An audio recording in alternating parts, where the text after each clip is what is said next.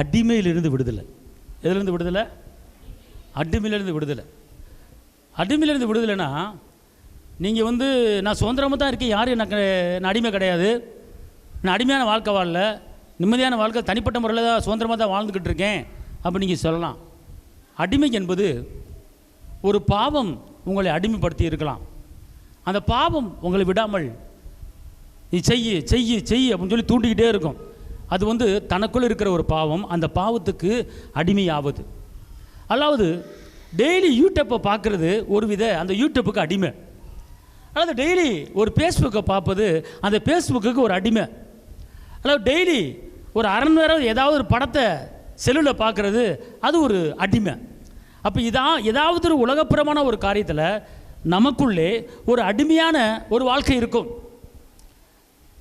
ஏதாவது ஒரு பிசாசு ஏதோ ஒரு காரியத்தில் நம்மளை அடிமைப்படுத்தி வைக்கும். பொய் சொல்லுவதில் அடிமைப்படுத்தி வைக்கும், திருடுவதில் அடிமைப்படுத்தி வைக்கும், ஏதாவது தவறான காரியங்கள் செய்வதற்கு அடிமைப்படுத்தி வைக்கும். ஆனால் இப்படிப்பட்ட அடிமைத்தன வாழ்க்கையில் எல்லாரும் இருந்திருக்கலாம். ஆனால் ஏசப்பா சிலுவையில் ரத்தம் சிந்தினது எத்தனையோ காரியங்கள் ரத்தம் சிந்திருக்கிறாரு. நம்முடைய அடிமைத்தன வாழ்க்கையிலிருந்து விடுதலை கொடுக்கும்படி இயேசு சிலுவையில் ரத்தத்தை சிந்திருக்கிறார். வாசிங்க பிலிப்பியர் 2:6-8 வரைக்கும். அவர் தேவனுடைய ரூபமாய் இருந்தும் தேவனுக்கு சமமாய் இருப்பதை கொள்ளையாடின பொருளாக எண்ணாமல் தம்மை தாமே வெறுமையாக்கி அடிமையின் ரூபம் எடுத்து என்ன ரூபம் எடுத்தார் அவரு? இயேசு பூரண அழகுள்ளவர். அவரை போல அழகுள்ள மனுஷன் யாருமே கிடையாது, தெய்வம். ஆனால் அப்படிப்பட்ட அழகுள்ள தெய்வம் எப்படி ஆச்சார்னா அடிமையின் ரூபம் எடுத்துட்டார். எப்படி? அடிமையின் ரூபம்.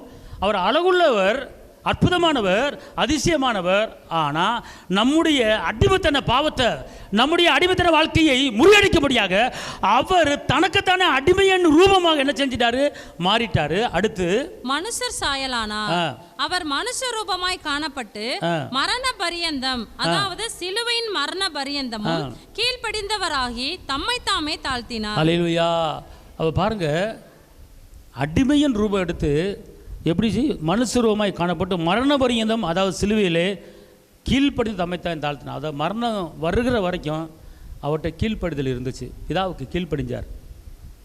நீ ரத்த சிந்தினா தான் உலக மக்களின் பாவம் மன்னிக்கப்படும் அப்படிங்கிற ஒரே ஒரு வார்த்தைக்காக அவர் பிதாவுக்கு கீழ்ப்படிந்து அவர் அடிமையின் ரூபம் எடுத்தார். பார்த்தோம், பாவத்துக்காக ரத்த சிந்திருக்கிறாரு, சாபத்துக்காக ரத்த சிந்திருக்கிறாரு, பயத்துக்காக ரத்த சிந்திருக்கிறாரு. ஆனால் இந்த இடத்துல அடிமை வாழ்க்கையிலிருந்து நம்மளை விடுவிக்கும்படி, அடிமை பாவத்திலிருந்து நம்மை விடுவிக்கும்படி அவர் என்ன செஞ்சிட்டார்? அடிமையின் ரூபம் எடுத்துட்டார். நம்ம அடிமைப்பத்தன வாழ்க்கை வாழக்கூடாது என்பதற்காக அவர் அடிமையின் ரூபம் எடுத்துட்டார். இன்னொரு வசனத்தை வாசிங்க, ஏசாயா 14:3. கர்த்தர் உன் துக்கத்தையும் உன் தத்தளிப்பையும் நீ அடிமையாக்கப்பட்டிருந்த கடினமான அடிமைத்தனத்தையும் நீக்கி உன்னை இளைப்பாறும் பண்ணும் அக்காலத்தில். இப்ப கவனிங்க, அவர் என்ன சொல்றாரு? தத்தளிப்பின் பாத்திரத்திலிருந்து நீ அடிமையா இருந்த. வாழ்க்கை எப்போ பார்த்தாலுமே ஒரு தத்தளிப்பாக தான் இருக்குது. ஒரு நிம்மதியாக சாப்பிட்டு நிம்மதியாக தூங்கணும் அப்படி இல்லை, ஏதாவது ஒரு தத்தளிப்பு, டெய்லி ஏதாவது ஒரு தத்தளிப்பு, ஏதாவது டெய்லி ஒரு அடிமைத்தனமான ஒரு வாழ்க்கை. ஆனால் கர்த்தர் என்ன சொல்கிறாரு? உன் அடிமைத்தனத்தை நீக்கி உன்னை இளைப்பாற பண்ணிட்டேன் அப்படிங்கிறார். அல்லேலூயா. இன்றைக்கி எந்த ஒரு பாவமும் உன்னை அடிமைப்படுத்தாத அளவுக்கு நான் அடிமைத்தனத்திலிருந்து உன்னை மீட்டெடுத்து நான் இளைப்பாற பண்ணிட்டேன். அல்லேலூயா. அப்போ அடிமைத்தனத்திலிருந்து விடுதலை பெறதுக்கு இயேசு அடிமையை என்ன செஞ்சிட்டாரு? மாறிட்டார். அடுத்து அந்நியர் அடிமையிலிருந்து கர்த்தர் உன்னை என்ன செஞ்சிருக்காரு? விடுதலை கொடுத்துருக்கிறாரு. அந்த வசனத்தையும் வாசிங்க, எரேமியா 30:8.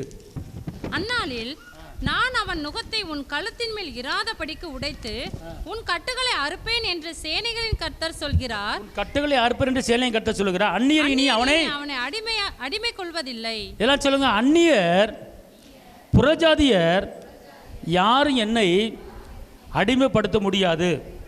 அல்லேலூயா.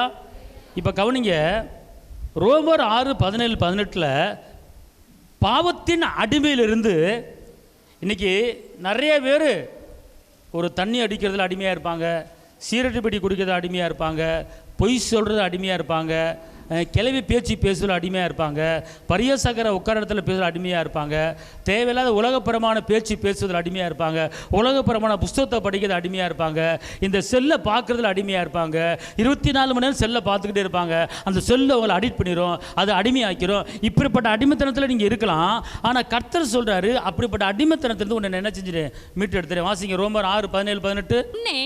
நீங்கள் பாவத்திற்கு அடிமைகளாய் இருந்தும், முன்னே இயேசு சிலுவையில் இரத்தம் சிந்துவதற்கு முன்னே பாவத்துக்கு அடிமைகளாய் இருந்தோம், இப்பொழுது உங்களுக்கு ஒப்புவிக்கப்பட்ட உபதேச சட்டத்திற்கு நீங்கள் மனப்பூர்வமாய் கீழ்ப்படிந்ததினாலே தேவனுக்கு ஸ்தோத்திரம்.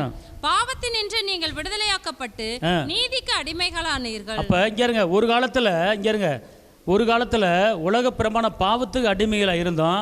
இப்போ எதுக்கு அடிமையாக இருக்கணும் அப்படின்னு கேட்டிங்கன்னா, நீதிக்கு அடிமையாக இருக்கணும்.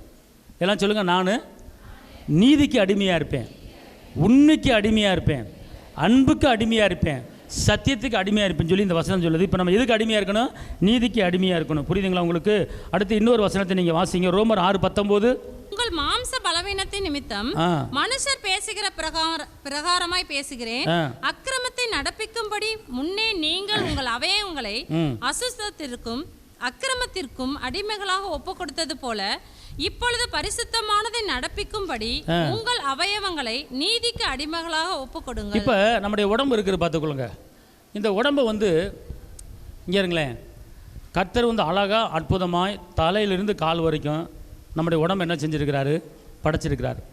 இந்த உடம்புக்குள்ளே உங்கள் கண்ணு பார்க்க முடியாத எத்தனையோ கிலோமீட்டர் தூரத்துக்கு போகக்கூடிய நரம்புகள் இருக்கிறது. ஏன்னா இந்த குடலில் இறப்பைன்னு சொல்லி ஒன்று இருக்கும், இறப்பை. அந்த இறப்பை என்ன செய்யும்? நம்ம சாப்பிட்றதெல்லாம் என்ன செய்யும்? கட கட கட கட கட கடன்னு அரைச்சிக்கிட்டே இருக்கும். ஏன்னா ரைஸ் மில்லில் கோதுமை போட்டு அரைக்கிறீங்க தெரியுமா? அந்த மாதிரி நம்மளுக்கு உள்ள ஒரு ரைஸ் மில் இருக்குது. ஆனால் அந்த ரைஸ் மில்லு நீங்கள் சிக்கன் 60 இப்படி டக்குன்னு முழுங்கிடுவீங்க, மொக்கையை முழுங்கிடுவீங்க, நல்லா கடிச்சு முழுங்காமல் மொக்கையை முழுங்கிடுவீங்க. அப்போ அந்த உள்ள ரைஸ் மில் என்ன செய்யும்? ரொம்ப சிரமப்படும். கட கட கட கட கட கட கட கட அப்படின்னு சொல்லி அந்த ரைஸ் மில் என்ன செய்யும்? அதுக்கு பேர் என்னது? இறைப்பை. அது என்ன செய்யும்? அதை அரைக்கும். ஓகே, இதெல்லாம் கடவுள் படைச்ச அந்த உள்ளான உறுப்புகள் பார்த்துக்கொள்ளுங்க. அடுத்து 2 கிட்னி, அது கெட்ட தண்ணியை நல்ல தண்ணியை ஒரு பக்கம் பிரிக்கும், கெட்ட தண்ணியை ஒரு பக்கம் பிரிக்கும். அதை பிரித்து இது பிரித்து அந்த சத்தை உள்ளே கொண்டு வரும், சத்தப்புற இப்படிலாம் அந்த கிட்னி அந்த வேலையெல்லாம் செய்யும். உங்களுக்கு தெரியாது. நீங்கள் பாட்டு சாப்பிட்டு எனக்கு படுத்துருவீங்க, நல்லா மூக்கு பிடிக்க சாப்பிட்டு முட்டை கறி அந்த கறி இந்த கறி சாப்பிட்டு போட்டு நல்லா குறவிட்டு குர்ன்னு தூங்கிட்டு இருப்பீங்க. ஆனால் உள்ள வேலை நடந்துக்கிட்டே இருக்கும். நைட்டு விடிய விடிய வேலை நடக்கும். உள்ள நைட்டு விடிய விடிய ரைஸ் மில் ஓடிக்கிட்டே இருக்கும். உங்களுக்கு தெரியுமா? அப்பா படைச்ச உடம்பு. புரியுதா உங்களுக்கு? அப்போ இந்த உடம்பை நம்ம சரியாக பத்திரமா வச்சுருக்க தெரியாமல் கண்டதையும் இதுக்கு உள்ளே போட்டுக்கிட்டு இருக்கிறது. ரைஸ் மில்லில் கோதுமையை போட்டால் அழகாக அரைக்கும், மற்ற பருப்பு வகையில் போட்டால் அழகாக அரைக்கும். கல் மண்ணை போட்டால் எப்படி அரைக்கும்? கடப்படா கடப்படா கடப்படா கடப்படா கடப்படா டொரு டொரு டொரு கடப்படா கடப்படா டொரு டொரு டொரு ஓடிக்கிட்டு இருக்கான் அந்த ரைஸ் மில்லு. ஓடி ரைஸ் மில்ல கல்லை மணி இந்த உயிரில் போட்டுனா அது கடப்படா கடப்படா டுக்கு டொக்கு கடப்படா கடப்படா டுக்கு டுக்கு அப்படி. ஏன் தெரியுமா? அந்த பல்லு சக்கரை தெரியும், பல்லு சக்கரை அரைக்க முடியாமல் திணறும் பார்த்துக்கொள்ளுங்க. அப்போ அதுக்கு ஆயில் ஊற்றணும், ஆயில் ஊற்ற அப்புறம் கிரீஸ் போடணும், கிரீஸ் போடணும். அந்த பல்லு என்ன செய்யணும்? தேஞ்சு போயிடும். அப்புறம் திருப்பி ரிப்பேர் பார்க்கணும், கூப்பிட்டு மெக்கானிக்கை கூப்பிட்டு கழட்டி என்னன்னு தெரியல, ஏம்மா கோதுமை அரைக்கிற இந்த ரைஸ் மில்ல ஏம்மா கல் மண்ணே போட்டு அரைச்சிருக்கீங்க, அப்போ பல்லு சக்கரை எப்படிம்மா ஓடும்? என்னாமா நீங்கள் கோதுமையை போடுங்கம்மா, பத்தலை போடுங்க, மல்லியை போடுங்கம்மா, அப்படிப்பட்ட ரைஸ் மில்லுமா இதில் போட்டுக்கிட்டு நீங்கள் கல்லுகளாக போட்டீங்க எப்படிமா அரைக்கும்? அதான் நின்று போச்சுமா. இப்போ பல்லு சக்கரம் போச்சு. இந்த பல்லு சக்கரம் கிட்டத்தட்ட 18,000 இது ஒன்று, 2 பக்கம் பல்லு போயிருக்கு. அதனால் 18 கிட்டத்தட்ட ஒரு 35 ரூபா செலவாகுமா இது. அப்புறம் இந்த பக்கம் சைடில் ஒரு சின்ன பேரிங் ஒன்று இருக்குமா, அந்த பேரிங் போச்சு. அந்த பேரிங் கிட்டத்தட்ட 8,000 வருமா, அது ஒரு 8,000, 35 ஒரு 8 கூட்டிக்குமா, அப்போ ஒரு 55 வருதுமா. மொத்தம் நீங்கள் 55 ரூபா செலவு பண்ணால் இந்த மிஷினை சரி பண்ண முடியுமா? நீங்கள் தேவையில்லாம இப்படி கல் முள்ள போட்டுட்டீங்க. நான் என்னமா சொல்லிட்டேன்? 55 ரூபாயா? 55 ரூபா தான். ஒழுங்காக கோதுமையை போட வேண்டியதானே, ஒழுங்காக மைதா மாவை போட வேண்டியதானே, ஒழுங்காக மல்லி வத்தலை போட வேண்டியதானே, எதுக்கு கடலை மண் இதுக்குள்ளே போடுறீங்க? அப்போ பல்லு சக்கரம் போச்சு அப்படின்னு சொல்கிறத கேள்விப்படுவீங்களா? அதே போல் இங்கே நம்மளுக்குள்ள ஒரு ரைஸ் மில் இருக்குது. இந்த ரைஸ் மில்லில் அப்படியே போட வேண்டியது மட்டும்தான் மெதுவானதாக போடணும்னு பார்த்துக்கொள்ளுங்க. அல்லேலூயா. ஒரு இட்லியை பிச்சு போட்டிங்கன்னா அது மெதுன்னு அரைக்கும். ஒரு தோசையை பிச்சு போட்டிங்கன்னா மெதுன்னு அரைக்கும். நீங்கள் நல்ல புரோட்டாவை வெந்து வேகாத புரோட்டாவை நைட்டு போட்டு நல்லா சால்னா விட்டு குழப்பி அப்படியே பாதி போட்டு மெல்லாமல் பாதி புரோட்டா உள்ள அப்படியே புழுக்குன்னு முழுங்கிட்டு அப்போ இங்கே என்னாச்சு? ரைஸ் மில்லு அரைக்க முடியாமல் திணறும்.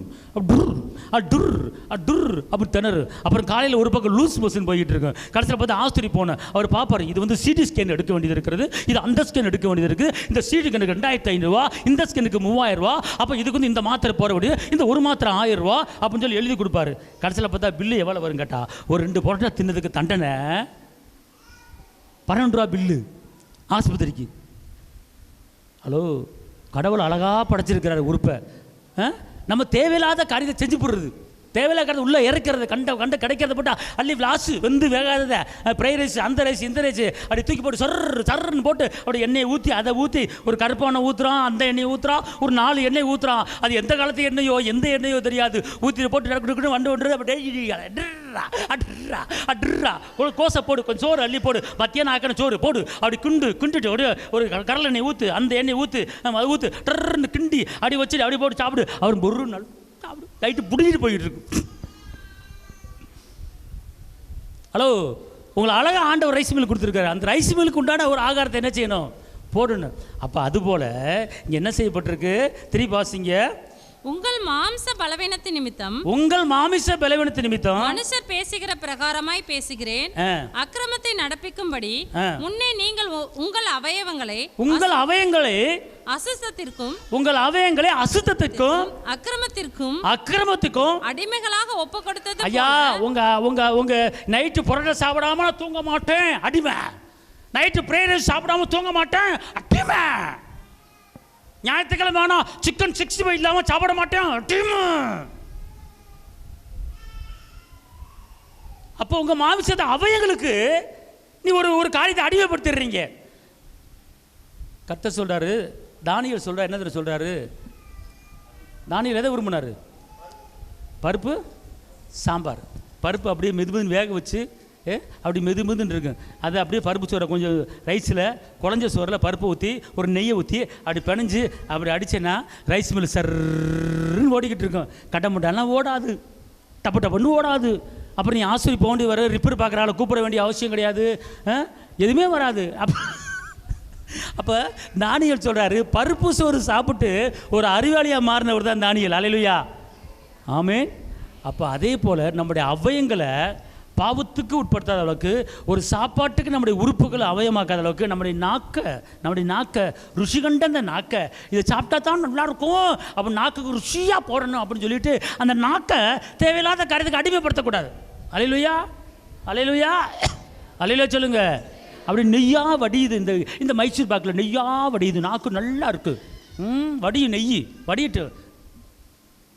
ஹலோ, சரியங்களை என்ன செய்யக்கூடாது, எந்த ஒரு உறுப்புக்கு சரியங்களை என்ன செய்யக்கூடாது, அடிமைப்படுத்தக்கூடாது. ஓகே, உங்களுக்கு கிடைக்கும் பலன் முடிவோ, அதாவது ரோமர் 6:22, இப்பொழுது நீங்கள் பாவத்தினின்று விடுதலையாக்கப்பட்டு தேவனுக்கு அடிமைகளானதினால் பரிசுத்தமாக்குதல் உங்களுக்கு கிடைக்கும் பலன் முடிவோ நித்திய ஜீவன். இப்ப தேவனுக்கு நீதிக்கு அடிமையா இருந்து நீங்க வாழும்போது, மாம்சத்துக்கு அடிமை இல்லாம, உலகத்துக்கு அடிமை இல்லாம, பாவத்துக்கு அடி இல்லாம, சாப்பாட்டுக்கு அடிமை இல்லாம, சிக்கன் 65க்கு அடிமை இல்லாம, போன்லெஸ்ஸுக்கு அடிமை இல்லாம, பிரேரஸுக்கு அடிமை இல்லாம, நீங்க கர்த்தருக்கு அடிமைப்பட்டு வாழ்றதுனால எதுக்கு அடிமைப்பட்டு வாழணும், பரிசுத்தமாக்குதல் உங்களுக்கு கிடைக்கும் பலன் முடிவோ எல்லாம் சொல்லுங்க. அதோடைய பலன் என்னது, இங்க இருக்க கண்டதை சாப்பிட்டு உறுப்புகளுக்கு பழுதாக வைக்கிறோம். ஆனா நீதிக்கு அடிமையா இருந்து பாருங்க, அற்புதத்துக்கு அடிமையா இருந்து பாருங்க, பரிசுத்தமாக்குதல் அடிமையா இருந்து பாருங்க, அதனுடைய முடிவு பரலோகம்தான். என் பேச்சு நித்திய ஜீவன் தான் அதனுடைய பலன். பரலோகம்தான் என் பேச்சு, நித்திய ஜீவன் தான் என் பல. கொஞ்ச காலம் இந்த பூமியில், கொஞ்ச காலம் இந்த பூமியில் இயேசுவுக்காய், நீதிக்காய், பரிசுத்தத்துக்காய் வாழ்ந்து பலனை, நித்திய ஜீவனை பெற்றுக்கொள்வோம். கைதை டாப்புக்கு நன்றி சொல்லுங்க. புரியுதா? இப்போ நீங்க எதுக்கு அடிமையா இருக்கணும் சொல்லுங்க. நீதிக்கு அடிமையா இருப்பேன், பரிசுத்தத்துக்கு அடிமையா இருப்பேன், கர்த்தருடைய கீழ்ப்படுதலுக்கு அடிமையா இருப்பேன். ரோமர் 8:15. அந்தபடி திரும்பவும் பயப்படுகிறதற்கு நீங்கள் அடிமைத்தனத்தின் ஆவியை பெறாமல் அப்பா பிதாவே என்று கூப்பிட பண்ணுகிற புத்திர சுவிகாரத்தின் ஆவியை பெற்றீர்கள். அப்ப அந்தபடி திரும்ப பயப்பட, நீங்கள் என்ன அடிமைத்தனத்தின் ஆவியை என்ன செய்யல, எல்லாம் சொல்லுங்க. நானே நான் நான் நான் அடிமைத்தனத்தின் ஆவியை பெறல, அடிமைத்தனத்தின் ஆவியை பெறல. மாறாக அப்பா பிதாவே என்று கூப்பிடப்படும் புத்திர சுவிகரத்தின் ஆவியை நான் பெற்றிருக்கிறேன். கையை தட்டி அப்பாக்கு நடி சொல்லுங்க. அல்லேலூயா, அல்லேலூயா. 1 கொரிந்தியர் வாசிங்க 6:12. எல்லாவற்றையும் அனுபவிக்க எனக்கு அதிகாரம் உண்டு, ஆகிலும் எல்லாம் தகுதியாயிராது. இப்ப இந்த பவுலுடைய சொல்ல பாருங்க, எல்லாவற்றையும் அனுபவிக்க எனக்கு அதிகாரம் உண்டு, ஆகிலும் ஒன்றிற்கு நான் என்ன செய்யல, அடிமைப்பட. எல்லாவற்றையும் அனுபவிக்க எனக்கு அதிகாரம் உண்டு, ஆகிலும் நான் ஒன்றிற்கும் அடிமைப்பட மாட்டேன். அல்லேலூயா. எல்லாம் சொல்லுங்க. எல்லாத்தையும் அனுபவிக்க முடியும், ஆனா இந்த உலகப்பரமான எந்த காரியத்துக்கும் நான் அடிமையாக இருக்க மாட்டேன். நல்லா சொல்லுங்க, நான் அடிமையாக இருக்க மாட்டேன். அல்லேலூயா. 1 கொரிந்தியர் 7:23. நீங்கள் கிரயத்துக்கு கொல்லப்பட்டீர்கள், மனுஷருக்கு அடிமைகளாக இருங்கள். நீங்கள் இயேசு ரத்தத்தை சிந்தி அடிக்கப்பட்டு ரத்தத்தை சிந்திருக்கிறாரு, அதனால உங்க அடிமையிலிருந்து ஒரு விடுதலை கொடுத்துட்டார். அதனால எந்த மனுஷனுக்கு நீங்க என்ன செய்யாதீங்க, அடிமைகளாய் இராதிருங்கள். அடுத்து கலாத்தியர் 4:7. ஆகையால் இனி நீ அடிமையாயிராமல் புத்திரனாய் இருக்கிறாய். நீ புத்திரனே ஆனால் கிறிஸ்து மூலமாய் தேவனுடைய சுதந்திரனுமாய் இருக்கிறாய். இப்ப இயேசு நம்ம அடிமை வாங்கிட்டு ஒரு gift கொடுத்திருக்கிறார். என்ன gift தெரியுமா? நீ அடிமை வாழ்க்கை வாழ்ந்த உன் அடிமைத்தனத்தை எடுத்துட்டு நான் என்ன பண்ணிட்டேன், ஒன்று என் பிள்ளையா மாற்றிட்டேன். கைத்திட்டு அப்பாவுக்கு மகிழ்ச்சி செலுத்துமா? நம்ம அவர் பிள்ளை என்ன செய்ய, அவரே சொல்ல பாருங்க, கிறிஸ்து மூலம் தேவனுடைய சுதந்திரமா இருக்கிறோன்னு சொல்லப்பட்டிருக்கு. எபிரேயர் 2:15. ஜீவ காலமெல்லாம் மரண பயத்தினாலே அடிமைத்தனத்திற்குள்ளானவர்கள் யாவரையும் விடுதலை பண்ணும்படிக்கும் அப்படியானார். இப்போ கவனிச்சிங்களா? இயேசு ஏன் அடிமையானார் தெரியுமா? ஜீவ காலமெல்லாம் நம்ம எல்லாரும் மரண பயத்தில் இருந்தோம். ஐயோ பயமாக இருக்குன்றது. ஆனால் இயேசு என்னைக்கு அடிமைத்தன ரூபம் எடுத்தாரோ அன்னைக்கு நம்ம யாவருக்கும் அவர் விடுதலை கொடுத்து விட்டார். கை தட்டி அப்பாக்கு மகிழ்ச்சி செலுத்துங்க.